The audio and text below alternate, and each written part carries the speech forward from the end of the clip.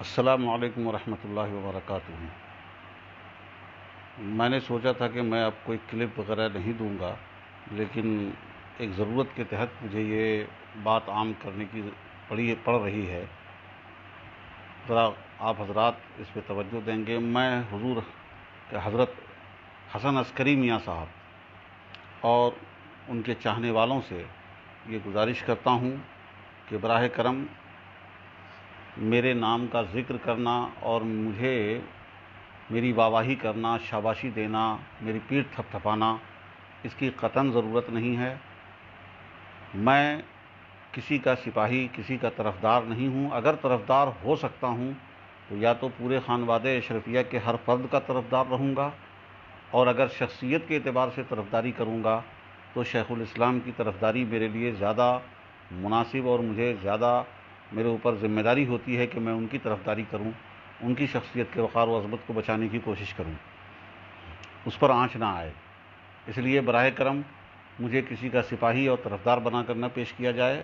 میرے نزدیک جو حقائق سامنے آئے اب تک، میں نے اس کی روشنی میں گفتگو کر دی ہے۔ اب ہاشمی میاں صاحب اور نورانی میاں صاحب وغیرہ کے ماننے چاہنے والوں کی طرف سے میرے پاس کئی فون آئے۔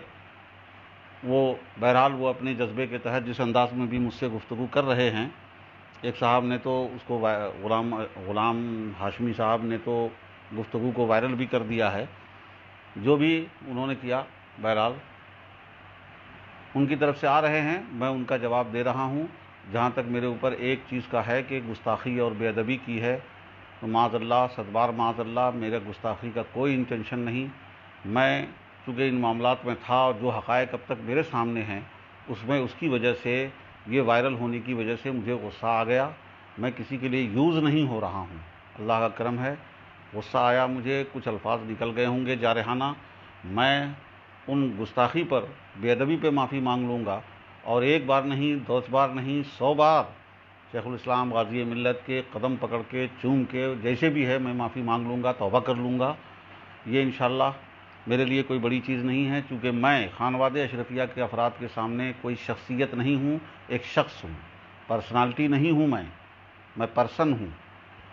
مجھے کسی واہواہی، شاباشی کی ضرورت نہیں ہے، اور یہ کر کے مجھے فریق بنانے کی کوشش نہ کریں، طرفدار بنانے کی کوشش نہ کریں، للہ فی اللہ ایسا نہ کریں۔